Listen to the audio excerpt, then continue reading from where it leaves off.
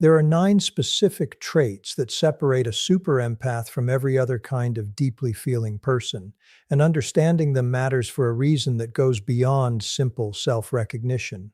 If you're missing several of these traits, you remain more vulnerable to exactly the kind of exploitation we've discussed throughout this entire series, regardless of how much empathy you genuinely carry.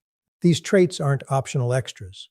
They're the specific, learnable protections that determine whether deep feeling becomes a source of genuine strength or an exploitable liability. Trait 1. She feels deeply but doesn't drown in what she feels. This is the foundational trait everything else builds from, so it's worth understanding precisely what distinguishes it from ordinary empathy. Most empaths experience genuine, sometimes overwhelming absorption of other people's emotional states, feeling someone's sadness as though it's their own, carrying someone's anxiety home with them, struggling to separate what belongs to them from what belongs to whoever they've been around.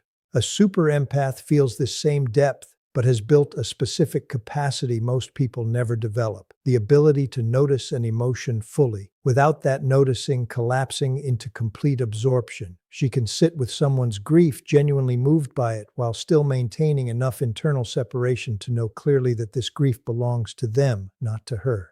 This trait matters enormously for protection against manipulation specifically, because narcissists depend heavily on emotional flooding as a tactic, creating enough intensity, enough apparent crisis, that the other person's own emotional state gets overwhelmed and absorbed into managing theirs instead. A super empath's capacity to feel without drowning means this flooding tactic simply doesn't produce its intended effect. She notices the intensity being generated, feels genuine compassion for whatever's actually happening underneath it, and remains clear enough to evaluate whether that intensity actually warrants the response being demanded of her. Trait 2, her compassion doesn't override her discernment. This trait deserves careful distinction from ordinary compassion because the difference is subtle but genuinely significant. Most people, especially deeply empathetic people, experience a kind of automatic override when someone displays real or apparent distress. Compassion activates, and in that activation, discernment about whether the distress is genuine, whether it's proportionate, whether responding to it is actually warranted, gets pushed aside. A super empath's compassion and discernment operate simultaneously rather than sequentially. She can feel genuine concern for someone's apparent pain while, at the exact same time, maintaining clear judgment about whether that pain is being presented honestly or being deployed as a tool. Trait 3. She trusts accumulated pattern over isolated incident. This trait is worth understanding through a specific mechanism because it explains something genuinely protective about how a super empath processes information over time. Most people evaluate each interaction somewhat independently, giving significant weight to whatever's happening in this specific moment, this specific conversation, this specific apparent crisis. A super empath holds a longer view, weighing any single interaction against the accumulated pattern of everything she's actually observed over time. This means a single convincing apology, however sincere it sounds in isolation, gets evaluated against months or years of actual behavior rather than being allowed to erase or override that accumulated evidence simply because it's compelling in the moment it's delivered. Trait 4. She can tolerate someone's disappointment without needing to fix it immediately. We've discussed this trait in earlier videos throughout this series, but it's worth including here because of how foundational it is to the full super empath profile. Most people experience someone else's visible disappointment as an urgent problem requiring immediate resolution, a discomfort so uncomfortable to witness that it triggers an automatic urge to soften, apologize, or abandon whatever position triggered it. A super empath can witness someone's genuine disappointment, hold real compassion for it, and still maintain her original position if it was accurate and reasonable, without that tolerance requiring her to become cold or unmoved by what she's witnessing. Trait 5. Her sense of worth doesn't require external confirmation to remain stable. This trait connects directly to something we've emphasized throughout this entire series as the actual foundation underneath every other protective capacity. Most people's self-worth fluctuates, at least somewhat, based on how the people they love are treating them in any given moment. This is ordinary and not itself a vulnerability. A super empath's fundamental sense of her own worth remains stable regardless of that fluctuation. She can feel hurt by someone's coldness without that coldness making her question her own value, which removes the specific leverage most manipulation tactics depend on to function. Trait 6, she separates the story someone tells about themselves from the pattern of behavior she's actually witnessed. This trait deserves careful attention because of how effectively it protects against one of the most common manipulation tools available to narcissists, particularly covert ones, the compelling sympathetic self-narrative that doesn't match observed reality. Most people default to trusting someone's account of who they are, especially when that account is delivered with apparent sincerity and repeated consistently over time. This is simply how ordinary social trust tends to function, built on a baseline assumption that people's self-descriptions are roughly accurate. A super empath treats the self-narrative as one data point among many, weighted significantly less than the accumulated pattern of behavior she's actually observed firsthand. If someone describes himself as endlessly generous while her direct experience reveals a consistent pattern of taking more than giving, she trusts what she's witnessed, not what she's been told, regardless of how much more comfortable or flattering the told version might be to believe. Trait 7, she states boundaries as facts rather than arguments requiring defense. Most people, even reasonably assertive ones, feel an almost automatic pull toward justifying their boundaries thoroughly, explaining the reasoning, providing context, building something close to a case for why this specific limit is reasonable and deserved. This instinct, however understandable, creates a genuine vulnerability because any justification offered can be picked apart, argued against, or reframed as unreasonable by someone skilled at exactly that kind of reframing. A super empath states her boundaries as simple facts about what she needs or won't accept, without feeling obligated to build an airtight case first. "I'm not comfortable with that" functions for her as a complete sentence rather than an opening argument requiring further defense. Trait 8, she remains genuinely comfortable being disliked by someone whose approval she once valued. This trait is worth understanding as one of the more advanced, harder-won capacities on this entire list, because it requires releasing something most people, including most deeply empathetic people, struggle enormously to release: the discomfort of imagining someone they once cared about ending up disappointed in them, angry at them, or thinking poorly of them. This discomfort, left unaddressed, becomes an enormous point of leverage because it can be exploited directly, implied or stated disapproval used as a lever to produce compliance. A super empath has built genuine comfort with the possibility of being disliked by someone whose approval used to matter enormously to her, which means this particular lever, one of the most historically reliable tools available to manipulation, simply has nothing left to pull. Trait 9. She can grieve what a relationship could have been without needing it to actually become that thing. This final trait is worth understanding as perhaps the most emotionally sophisticated on this entire list, and it's the one that most clearly distinguishes genuine healing from either harsh self-protection or continued vulnerability disguised as hope. Most people encountering the loss of what a relationship might have been respond in one of two ways. Either they suppress the grief entirely, moving quickly into hardened detachment that closes off future vulnerability along with the specific pain of this loss, or they keep the grief alive by continuing to hope the relationship might still become what they once believed it could be, staying engaged far longer than the evidence actually warrants. A super empath does something different from both of these responses. She can fully grieve the loss of the relationship's unrealized potential, genuinely mourning what could have existed, what she once believed was possible, what she hoped for honestly and with real investment, without that grief requiring her to keep the door open, waiting for the loss to somehow reverse itself through continued patience or continued access.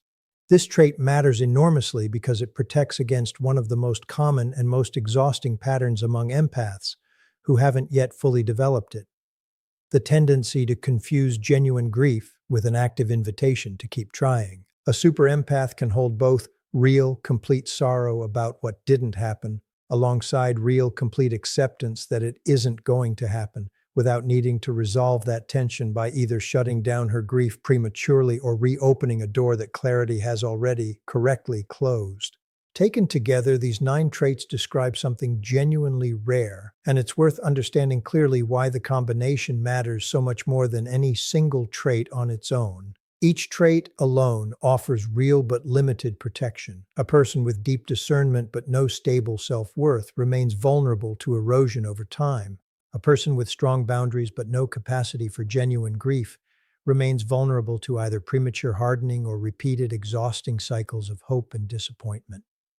It's the combination of all 9 working together that produces the genuine, comprehensive protection this entire series has been describing throughout every video we've discussed. Depth without drowning, compassion without blind spots, and boundaries solid enough to hold without requiring her to sacrifice any of the genuine warmth that makes her who she actually is. Now let's bring these 9 traits together into what actually matters most, because understanding them individually is only useful if it changes something about how you approach your own growth going forward. Whether you recognize most of these traits already, or whether several of them still feel genuinely far away from how you currently move through relationships. Here's the first thing worth understanding clearly, and it's something we've emphasized throughout this entire series, but bears repeating specifically here. None of these 9 traits are things you're either born with or permanently without. Every single one of them is a built capacity, developed through specific experience, often through real difficulty, and every single one of them can be built by anyone willing to do the deliberate, sometimes uncomfortable work each one requires. If you're reading back through this list and recognizing that several of these traits feel genuinely foreign to how you currently operate, that recognition isn't evidence of some permanent deficiency. It's simply accurate information about where your growth is currently pointed. Here's something worth naming honestly, because it matters for how you actually use this list going forward. These 9 traits rarely develop evenly or simultaneously. You might find that trait 5, stable self-worth, has developed significantly through years of deliberate work, while trait 9, grieving without needing reversal, remains genuinely difficult, something you're still actively practicing rather than something you've fully integrated. This unevenness is completely normal and doesn't undermine the genuine progress you've made in the areas where you have grown. Different traits often require different kinds of experience to fully develop, and some genuinely take longer than others, particularly trait 9, which tends to require actually living through significant loss and grief before the capacity to hold both mourning and acceptance simultaneously becomes fully accessible. Here's what's worth understanding about how these traits actually connect to protection in practice, because it explains why developing even a few of them, even before you've built all 9, still offers genuine, meaningful benefit. Each trait closes off a specific point of leverage that manipulation typically depends on. Trait 1 closing means emotional flooding tactics lose their effectiveness. Trait 5, closing means approval withdrawal loses its power to destabilize you. Trait 8, closing means the fear of disapproval stops functioning as a lever. You don't need all 9 fully developed before you start experiencing real protection. Every single trait you genuinely build closes off a specific vulnerability, one at a time, regardless of how many others remain works in progress. This matters enormously for how you should actually approach building these traits, because it means the work is genuinely incremental rather than requiring some overwhelming, all-at-once transformation before any benefit becomes available to you. If you're starting essentially from scratch, choosing to focus deliberately on even 1 or 2 of these traits, perhaps starting with trait 3, learning to weigh accumulated pattern over isolated incident, or trait 7, practicing stating boundaries without extensive justification, will produce genuine, measurable change in how manipulation attempts land on you, even before the remaining traits have had time to develop.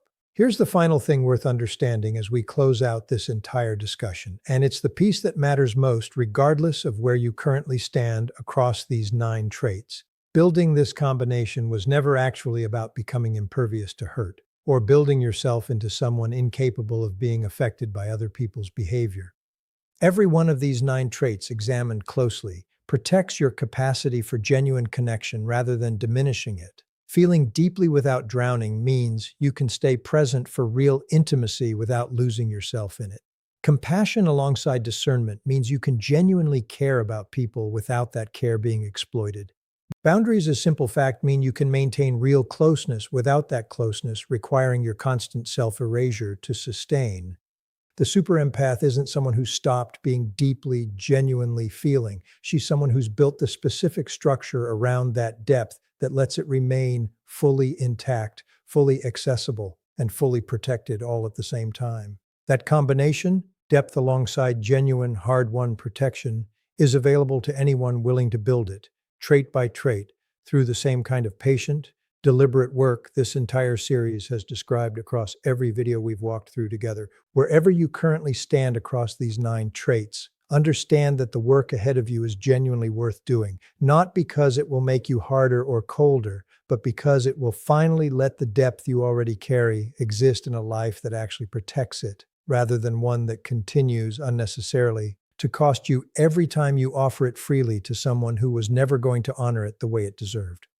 Here's an 800-word addition for part 3. Drop it after the paragraph ending, regardless of how many others remain works in progress. And before, here's the final thing worth understanding as we close out this entire discussion. Let's talk about what this incremental building actually looks like in practice. Because understanding that progress is possible one trait at a time is only useful if you know what real, deliberate practice for each of these traits actually involves, rather than simply hoping they'll develop on their own through the passage of time alone. For trait 1, feeling deeply without drowning, the practical work usually starts with a specific learnable pause. The moment you notice yourself absorbing someone else's emotional state, deliberately asking, whose feeling is this actually, before responding to it as though it's automatically yours to carry. This sounds almost too simple to matter, but repeated consistently, across enough interactions, it genuinely begins rebuilding the boundary between empathic resonance and complete absorption. You're not trying to feel less. You're practicing noticing the moment feeling shifts into merging and gently, repeatedly, returning to a version of feeling that includes separation rather than losing it entirely. For trait 5, stable self-worth, the practical work tends to involve tracking, honestly and specifically, the moments your sense of your own value starts to fluctuate based on someone else's mood or treatment of you. This is worth doing almost like a genuine practice, noticing in real time, my worth just dropped because he seemed disappointed in me. That noticing on its own doesn't immediately fix the fluctuation, but it starts building the awareness required to eventually interrupt it. The same way noticing any pattern is always the first step before you're actually capable of changing it deliberately rather than simply reacting to it unconsciously. For trait 7, boundaries as fact rather than argument, the practical work often involves literally rehearsing shorter versions of things you'd normally over-explain. If your instinct is to justify a boundary with 3 paragraphs of context and reasoning, practice first in low-stakes situations, saying only the boundary itself, and then noticing the discomfort of not adding the justification you're used to including. This discomfort is worth sitting with deliberately, because it's exactly the discomfort that needs to become tolerable in order for this trait to eventually feel natural rather than forced. Here's something important worth naming about all of this practice, regardless of which specific trait you're currently working on. Progress in this kind of internal work rarely feels dramatic while it's happening. You're unlikely to experience a single decisive moment where a trait suddenly, completely arrives, fully formed. What you're more likely to experience is a slow, sometimes barely perceptible shift. Noticing one day that a situation which would have completely destabilized you a year ago now produces only mild discomfort, or that a boundary you once would have abandoned under pressure held firm without you even fully registering in the moment how much effort that used to require. This gradual, sometimes invisible quality of progress is worth understanding clearly, because it protects you from a specific kind of discouragement that catches a lot of people doing this work. The assumption that because you can't point to a dramatic before and after moment, nothing has actually changed. Real, lasting change in these 9 traits tends to reveal itself retrospectively, in comparison across months rather than in any single decisive instant.